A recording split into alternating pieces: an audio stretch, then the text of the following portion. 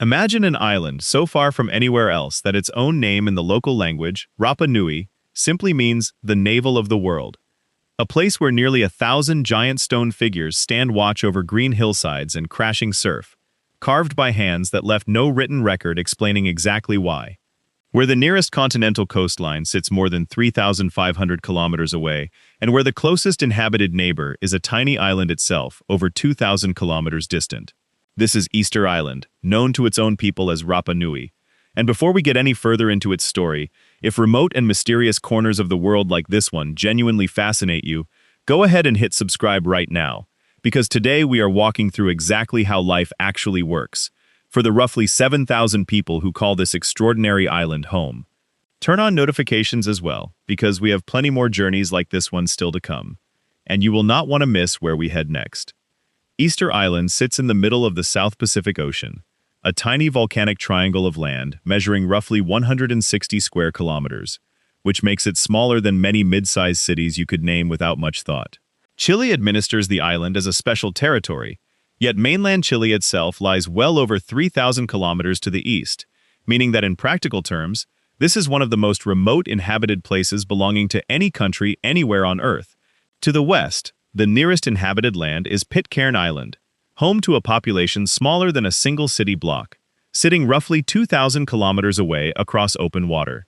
There is no other permanently settled place close enough to Easter Island to make the isolation feel anything less than absolute. Ships arrive on a limited schedule, and for decades the only realistic way in or out has been a single weekly flight connecting the island to Santiago, a route so essential to daily life that when it is disrupted, the entire island effectively becomes cut off from the rest of the planet.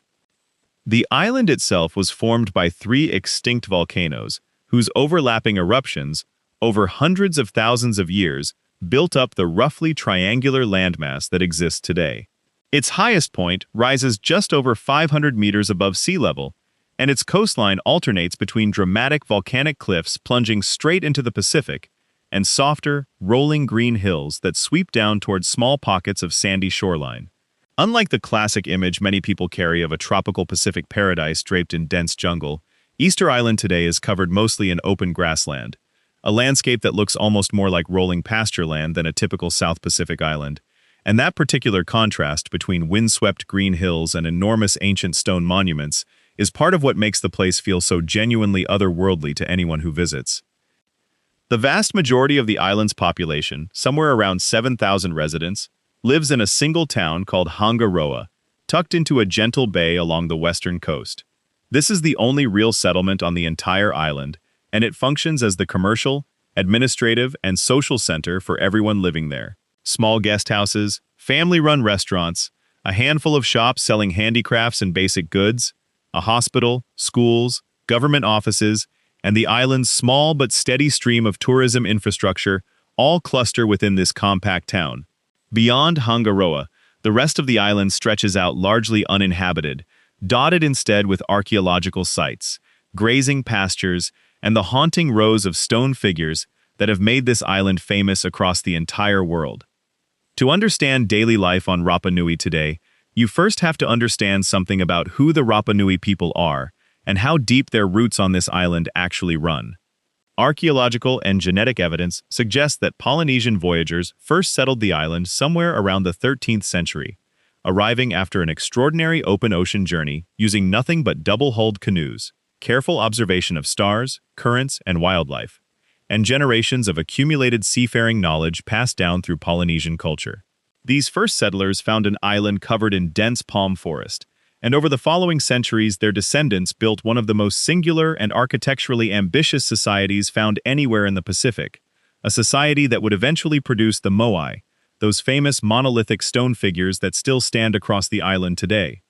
The Moai themselves remain central to daily life on Rapa Nui, in ways that go well beyond simple tourism appeal. Carved primarily from volcanic tuff at a quarry called Rano Raraku, using stone tools and enormous coordinated human effort, these figures were created to honor important ancestors, and were traditionally placed on ceremonial platforms known as ahu, positioned to watch over the communities responsible for constructing them. Nearly 1,000 moai exist across the island in various states of completion, some standing proudly atop their platforms, some abandoned mid-transport along ancient roads, and some still partially emerging from the volcanic rock at the quarry itself, frozen in the exact moment their carving was interrupted centuries ago. For contemporary Rapa Nui people, these figures are not simply archaeological curiosities to be studied from a distance. They are direct, tangible connections to ancestors, embodiments of a spiritual concept called mana, believed to represent the enduring power and presence of those who came before. Modern Rapa Nui identity draws heavily on this deep ancestral connection, even as daily life on the island has been thoroughly shaped by more recent history, much of it difficult. The 19th century brought devastating consequences to the island's population, through disease introduced by outside contact, through forced labor raids that removed a significant portion of the population entirely, and through the gradual erosion of traditional governance structures as Chile formally annexed the island in the 1880s. For much of the following century, Rapa Nui people lived under restrictive conditions, confined for a period to the town of Hangaroa itself, while much of the rest of the island was leased out for large-scale sheep ranching operations controlled by outside interests. It was not until the middle of the 20th century that Rapa Nui people gained full Chilean citizenship and the freedom to move throughout their own island without restriction, a relatively recent development that still shapes how many islanders relate to questions of land, sovereignty, and self-determination today. This history matters enormously for understanding daily life and politics on the island right now, because questions about land ownership, indigenous rights, and the appropriate balance between Chilean administration and Rapa Nui self-governance remain genuinely live, actively discussed issues within the community. Various Rapa Nui organizations and clan-based groups continue to advocate for greater control over land, natural resources, and tourism revenue generated on the island, and these conversations regularly surface in local politics, occasional protests, and ongoing negotiations with the Chilean government in Santiago. For visitors arriving expecting only a picturesque backdrop of ancient statues, it can come as something of a surprise to discover just how present and immediate these questions of history, identity, and rights remain in everyday conversation among islanders today. Family and clan structure continue to matter enormously in Rapa Nui society, tracing back to traditional lineage groups that once divided the island into distinct territories, each associated with particular ceremonial sites and moai. While the rigid territorial boundaries of the past no longer function the way they once did, clan identity remains a meaningful part of how many islanders understand their place within the broader community, influencing everything from land claims to participation in cultural festivals, to a general sense of belonging within specific extended family networks that can trace their lineage back many generations on this same small island. Language plays a significant role in daily life as well, with many islanders speaking Rapa Nui, a Polynesian language distinct from Spanish, alongside Chilean Spanish, which serves as the language of government, formal education, and broader communication with the mainland. Efforts to preserve and strengthen the Rapa Nui language have become an increasingly visible priority in recent decades, with local schools incorporating language instruction, community programs encouraging its everyday use among younger generations, and a general recognition that language preservation sits close to the heart of broader efforts to sustain Rapa Nui cultural identity into the future. Walking through Hangaroa, it is entirely common to hear conversations shifting fluidly between Spanish and Rapa Nui, sometimes within the very same sentence, a small but telling sign of a community actively navigating its dual identity as both Rapa Nui and Chilean. The economy of Easter Island today rests overwhelmingly on tourism, a dramatic shift from the subsistence agriculture, fishing, and sheep ranching economies that dominated earlier eras of the island's history. Visitors arrive specifically to see the moai, to walk among the extraordinary archaeological sites scattered across the island, and to experience a place that genuinely feels unlike almost anywhere else on Earth. This tourism economy supports guest houses, restaurants, tour guiding services, handicraft sales, transportation services, and a wide range of related small businesses that collectively provide the primary source of income for a significant portion of the island's working population. Nearly every family in Hangaroa has some direct or indirect connection to the tourism economy, whether through operating a small guest house, guiding visitors to archaeological sites, selling carved wooden replicas of moai and other handicrafts, or working in one of the restaurants and shops that cater primarily to visitors arriving from mainland Chile and increasingly from around the world.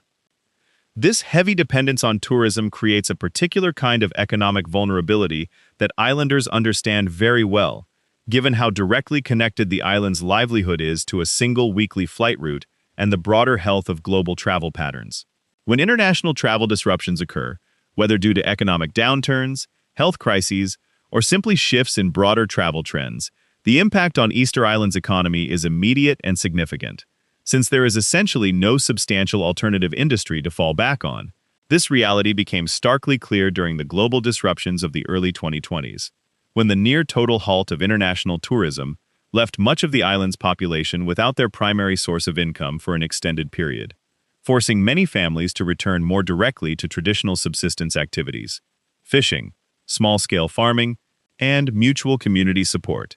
in ways that echoed earlier generations while highlighting just how fragile the tourism-dependent economy can be when that single essential connection to the outside world is interrupted. Agriculture on the island today exists mostly at a small, family scale, shaped significantly by the island's particular soil and climate conditions. Volcanic soil across much of Rapa Nui is naturally fertile, but centuries of deforestation, beginning with the clearing of the island's original palm forest by earlier generations of inhabitants and continuing through later periods of extensive sheep ranching, left much of the land vulnerable to erosion and soil degradation. Even so, many families maintain small gardens and plots growing sweet potatoes, taro, bananas, sugarcane, and a range of other crops suited to the island's subtropical climate, supplementing store-bought and imported food with homegrown produce in a pattern that echoes traditional Polynesian agricultural practices adapted to contemporary circumstances. Fishing remains an important part of both the local diet and cultural identity, with the surrounding waters providing tuna, various reef fish, and other seafood that continue to feature prominently in island cuisine. Traditional fishing knowledge, including understanding of currents, seasonal fish movements, and appropriate techniques for the specific conditions found around Rapa Nui's rocky coastline, continues to be passed down through families, even as modern equipment and techniques have supplemented some of the older methods. For many islanders, heading out to fish remains as much a connection to cultural heritage and family tradition as it is a practical means of putting food on the table, a dual significance that runs through many aspects of daily life on the island. Food on Rapa Nui reflects this blend of Polynesian tradition, Chilean influence, and the practical realities of island isolation. Fresh fish, sweet potato, taro, and tropical fruits form staples of the traditional diet, often prepared using an earth oven method called umupe, closely related to similar earth oven traditions found across Polynesia, where meat, fish, and vegetables wrapped in banana leaves are cooked slowly beneath heated stones buried in the ground, a preparation reserved particularly for significant community gatherings and celebrations. Alongside these traditional dishes, Chilean influences appear throughout everyday cooking and dining, particularly in restaurants catering to both locals and visitors, creating a distinctive culinary blend found nowhere else, shaped by the island's unusual position, straddling Polynesian heritage and South American administration. Because so much of what the island consumes cannot be grown or produced locally, imported goods play a significant role in daily life, arriving primarily by cargo ship on a periodic schedule, supplemented by air freight for smaller, more urgent shipments. This dependence on imported goods means that prices for many everyday items on Easter Island run considerably higher than equivalent prices on the Chilean mainland, a reality that shapes household budgets and daily spending decisions for island families in ways that visitors accustomed to more connected, competitive markets elsewhere might not immediately appreciate. A carton of milk, a bag of rice, basic hardware supplies, all of it has traveled a very long way to reach the shelves of Hangaroa's small shops, and that journey shows up directly in the price tag. Housing across Hangaroa reflects a mix of styles, from simple traditional homes to more elaborate guest houses built specifically to accommodate the steady flow of tourists arriving throughout the year. Many families have adapted portions of their properties to include small guest accommodations, reflecting just how deeply tourism has woven itself into the basic fabric of how islanders organize their homes, their land, and their daily working lives. Gardens filled with tropical flowers, fruit trees, and carefully tended plants surround many properties, giving the town an atmosphere that feels both practical and genuinely beautiful, shaped by residents who take real pride in how their homes and surroundings look and feel. Education on the island includes schools serving children from early childhood through secondary level, with curriculum delivered in both Spanish and, increasingly, incorporating Rapa Nui language instruction as part of broader cultural preservation efforts. For higher education, much like other extremely remote communities around the world, young Rapa Nui people typically must leave the island entirely, traveling to Santiago or other Chilean cities to pursue university studies, since the island's small population simply cannot support anything resembling a full university system locally. This creates a familiar pattern seen in isolated communities everywhere, where young people face a genuine choice about whether to build careers and lives on the mainland or eventually return to Rapa Nui, drawn back by family, culture, and the particular pull that this extraordinary island seems to exert on those who grow up, surrounded by its ancient stone giants and rolling green hills. Healthcare on the island is provided through a hospital in Hangaroa, capable of handling routine medical needs and basic emergency care, staffed by doctors and medical personnel, some of whom are Rapa Nui themselves, and others posted to the island through broader Chilean healthcare service arrangements. For more serious medical conditions requiring specialized treatment, surgery, or advanced diagnostic capability, patients must be transported to mainland Chile, a journey that depends entirely on flight availability given the island's complete lack of any alternative transportation option beyond the sea, which is far too slow and unpredictable for genuine medical emergencies. This reality means that the reliability of the island's single weekly flight route carries life and death significance for residents in a way that goes well beyond simple convenience or connection to the outside world. A fact that islanders understand intimately, even if it rarely crosses the minds of tourists arriving for a brief, memorable visit among the Moai. The single flight connection to Santiago deserves particular attention because it shapes nearly every aspect of how life functions on Easter Island in ways that would be difficult for someone from a more connected place to fully appreciate. Nearly everything that arrives on the island beyond what comes by slower cargo ship travels aboard this flight, including mail, urgent medical supplies, fresh produce that cannot survive a longer sea journey, replacement parts for essential equipment, and of course the tourists whose spending sustains much of the local economy. When flights are delayed or canceled due to weather, mechanical issues, or broader disruptions, the effects ripple through the entire island community almost immediately, delaying medical evacuations, disrupting supply chains for local businesses, and leaving stranded travelers to wait, sometimes for extended periods, for the next available opportunity to reach or leave the island. Transportation around the island itself relies primarily on cars, motorcycles, and a modest network of roads connecting Hangaroa to the archaeological sites and natural attractions scattered across the rest of the island. Many of these roads remain unpaved or only partially paved, reflecting the island's relatively low population density and the practical challenges of maintaining infrastructure on such a remote piece of land where construction materials and heavy equipment must themselves be shipped or flown in from thousands of kilometers away. Horses remain a genuinely common sight across the island as well, both as working animals used by some families and as a favored mode of transportation and recreation, adding to the distinctive, almost timeless character that pervades much of the landscape beyond the town itself. Governance on Easter Island operates through its status as a special territory within Chile, administered through a provincial governor appointed by the Chilean national government, alongside a local mayor and municipal council elected by island residents to handle more immediate, local matters affecting daily life in Hangaroa and across the broader island. This dual layer of governance, combining national Chilean administration with local elected representation, reflects the island's particular constitutional status, distinct from ordinary Chilean provinces, given its significant geographic isolation and its unique indigenous population and cultural heritage. Rapa Nui organizations representing traditional clan structures also continue to play a significant, if informal, role in community decision-making, particularly around questions of land, cultural heritage, and the management of archaeological sites, creating a layered governance landscape where traditional authority structures, elected local government, and national Chilean administration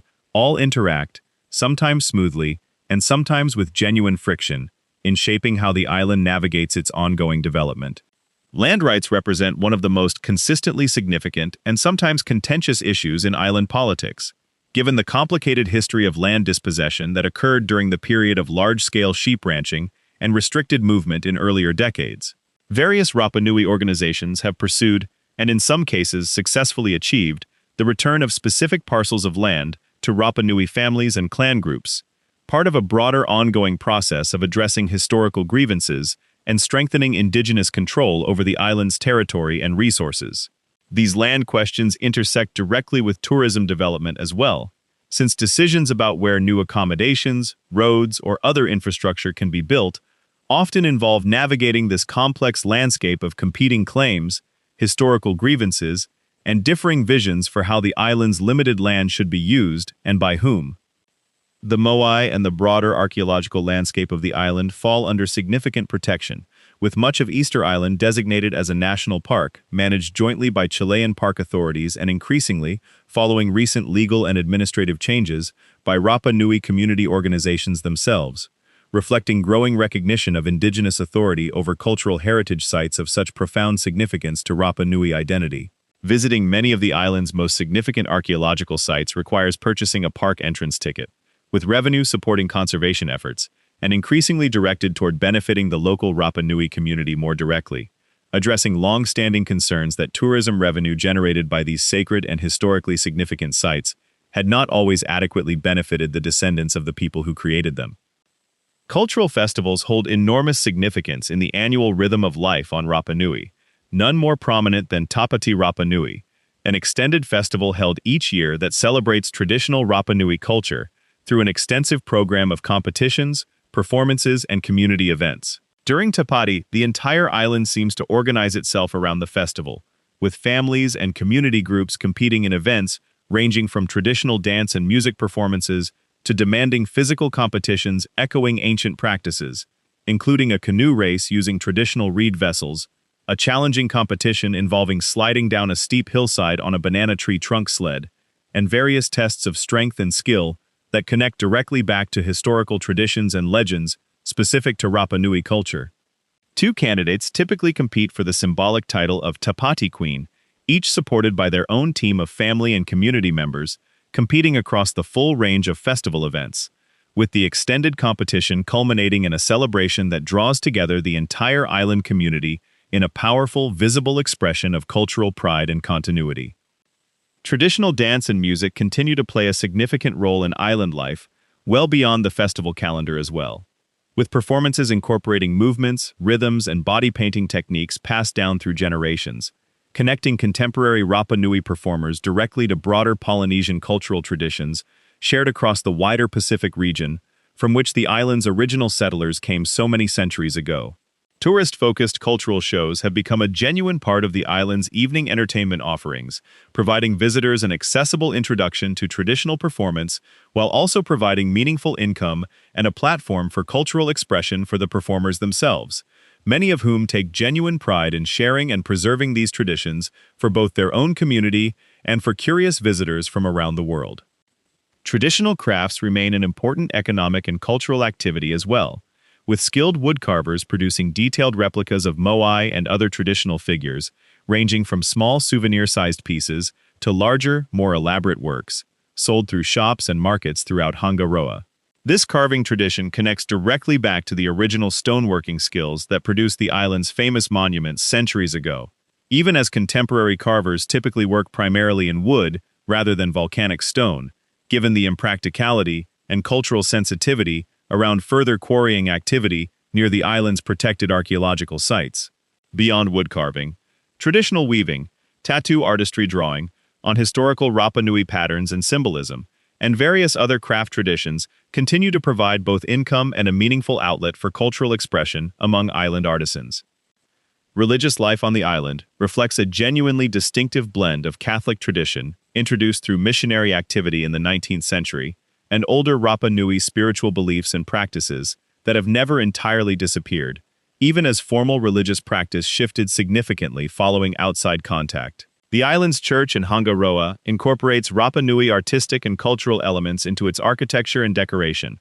a visible symbol of this blending of traditions that characterizes much of contemporary Rapa Nui religious and cultural life. Concepts like mana, the spiritual power believed to be embodied within the moai and connected to ancestral lineage, continue to hold real meaning for many islanders, existing alongside, rather than entirely replaced by, more conventional Catholic religious practice. The archaeological significance of Easter Island extends well beyond the famous Moai themselves, encompassing an extraordinarily rich landscape of ceremonial platforms, petroglyphs, remains of traditional stone and thatch houses, and the significant ceremonial village of Orongo, associated with the later Birdman cult that emerged on the island following the decline of the earlier Moai building tradition. This later cultural period centered around an annual competition to retrieve the first sooty tern egg of the season from a small offshore islet, represents a significant and relatively distinct chapter in Rapa Nui history, one that developed after the era of large-scale Moai construction had ended, reflecting the island's capacity for genuine cultural transformation and adaptation across the centuries, even within the confines of such an isolated environment. This history reminds visitors and islanders alike that Rapa Nui culture was never a single static tradition, but rather something that continued evolving significantly, even before outside contact dramatically reshaped the island's trajectory in more recent centuries. Environmental conservation has become an increasingly significant concern for the island community in recent decades, connected both to protecting the extraordinary archaeological heritage scattered across the landscape and to addressing broader ecological challenges facing this small, isolated ecosystem. Efforts to combat coastal erosion, which threatens some archaeological sites located close to the shoreline, alongside initiatives focused on reforestation and sustainable land management, reflect a growing awareness within the community of the delicate balance required to protect both the island's cultural heritage and its natural environment for future generations. Marine conservation has also become a significant priority, with a large marine protected area established around the island's waters, recognizing the ecological significance of the surrounding ocean ecosystem and its importance to the island's fishing traditions and broader environmental health. Climate change presents genuine, tangible concerns for Easter Island's future, given the vulnerability that comes with being a small, low-lying volcanic island surrounded entirely by ocean. Coastal erosion, intensified by rising sea levels and changing storm patterns, threatens both archaeological sites positioned close to the shoreline and the broader physical landscape of the island itself. Changing weather and ocean conditions carry implications for the fishing traditions that remain significant to both the local diet and cultural identity, while broader shifts in global tourism patterns connected to climate concerns could carry significant economic implications for a community so heavily dependent on visitors arriving from around the world specifically to experience this remarkable island.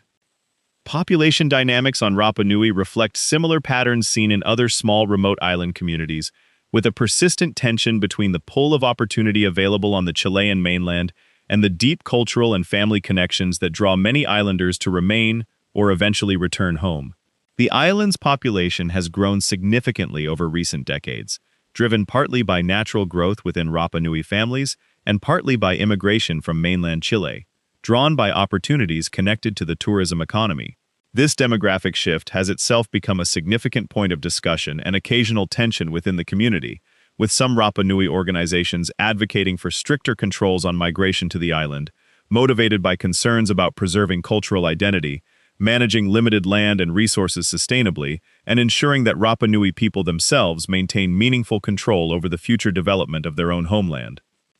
Social life in Hangaroa carries a distinctly warm, close-knit character, typical of small island communities everywhere, where genuine anonymity is essentially impossible, and most residents know each other, whether through direct family connection, shared clan heritage, or simply the accumulated familiarity that comes from living for years within such a compact, tightly bound community. Evenings often find residents gathering at small restaurants and bars along the town's main streets, socializing, sharing news, and maintaining the kind of ongoing community connection that sustains a population this size through both good times and challenging periods. Sundays carry particular significance as well, with church attendance remaining meaningful for many families, alongside time spent with extended relatives, echoing patterns of community and family-centered life found in small, tight communities across much of the world, while carrying its own distinctly Rapa Nui character, shaped by the island's unique cultural heritage.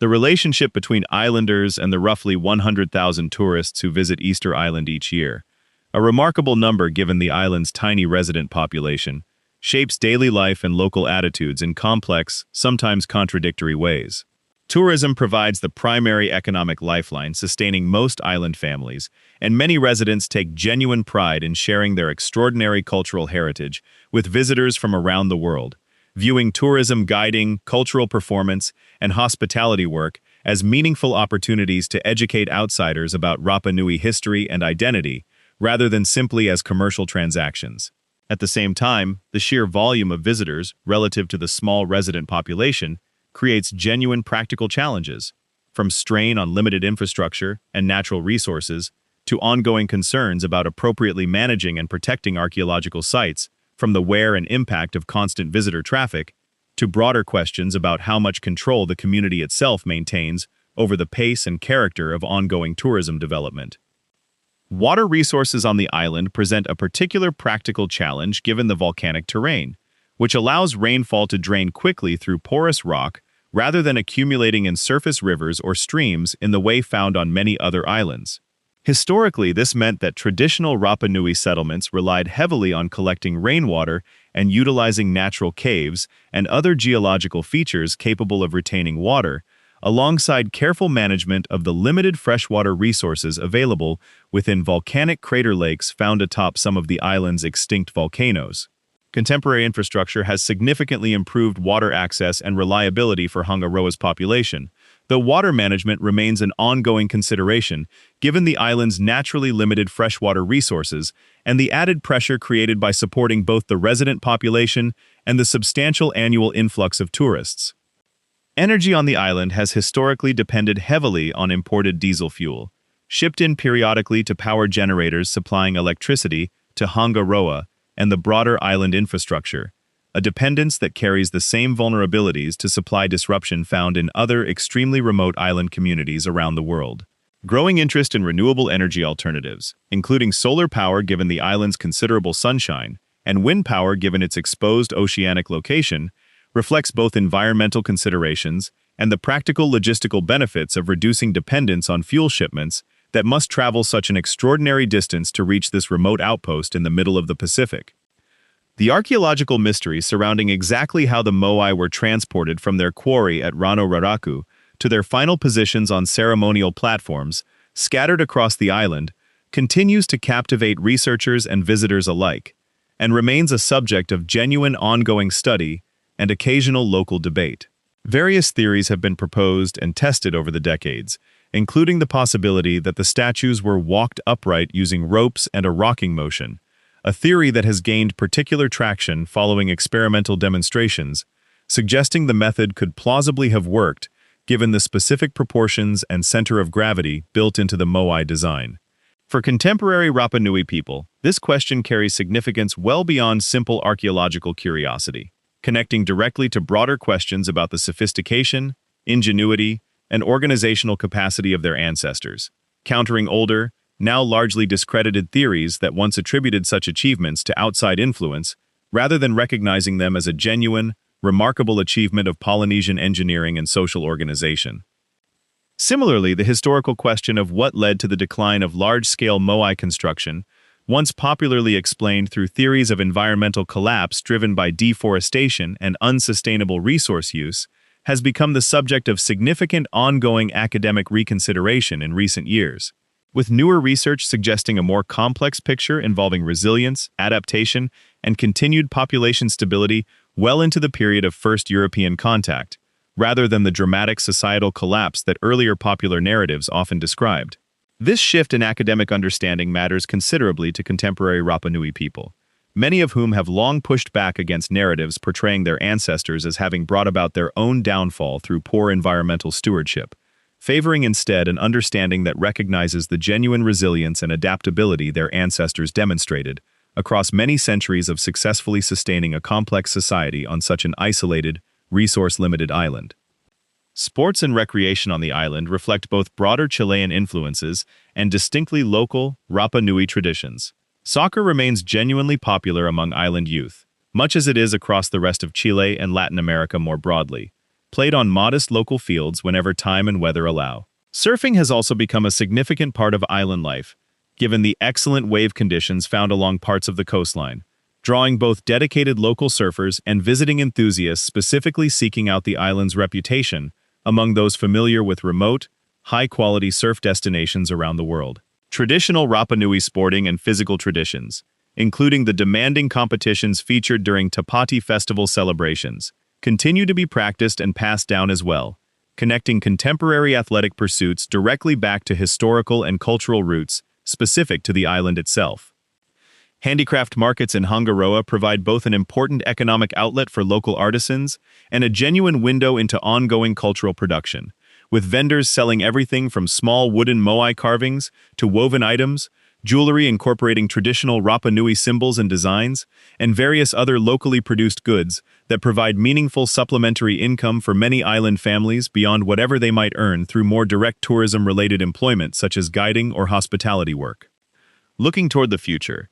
Easter Island faces a genuinely complex set of interconnected challenges and opportunities that will likely continue shaping daily life for residents in the years and decades ahead. Balancing continued economic dependence on tourism against genuine concerns about environmental sustainability, cultural preservation, and appropriate limits on visitor numbers represents an ongoing, actively negotiated conversation within the community, playing out through local politics, ongoing discussions with Chilean national authorities, and the everyday decisions individual families make about how to build their livelihoods on this remarkable, singular island. Questions about land rights, indigenous self-governance, and the appropriate relationship between Rapa Nui Community Authority and broader Chilean administrative structures remain similarly unresolved in various respects, continuing to shape political conversation and community organizing on the island. And yet, despite these genuine, ongoing challenges, there remains something remarkable and enduring about the fact that Rapa Nui culture continues not merely to survive, but to actively flourish on this extraordinarily isolated island, centuries after the first Polynesian voyagers arrived, and generations after outside contact brought such profound disruption and hardship to the community. The Moai continue to stand watch over the island's rolling green hills, much as they have for centuries, even as the community living in their shadow continues actively adapting, negotiating, and working to build a sustainable, culturally grounded future for the generations still to come. Tapati Festival continues drawing the entire island together each year in vibrant celebration of tradition and identity. Young Rapa Nui people continue learning their ancestral language alongside Spanish, continue learning traditional dance and craft alongside modern education, continue navigating the same fundamental question that has faced this island community for centuries: how to honor a remarkable ancestral heritage while building a genuinely sustainable, self-determined future on one of the most remote and extraordinary pieces of land found anywhere on this entire planet. As another day begins in Hangaroa, with fishermen checking the morning surf conditions, shopkeepers opening for another day of visitors eager to see the famous stone giants scattered across the island,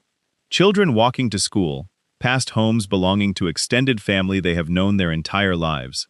and the Moai themselves, standing silent and watchful, as they have for centuries, Easter Island continues quietly writing the next chapter of one of the most remarkable human stories found anywhere in the Pacific, a story of extraordinary isolation, extraordinary resilience, and a community determined to carry its singular, ancient heritage forward into whatever the future may bring. If this journey to one of the most mysterious and remote islands on Earth captured your imagination, make sure you are subscribed so you never miss wherever we travel to next, because there are still so many remarkable places left to discover together, and Easter Island reminds us just how much extraordinary human history and culture can take root even in the most isolated corners of our planet. Thank you for joining us on this journey, and we will see you next time.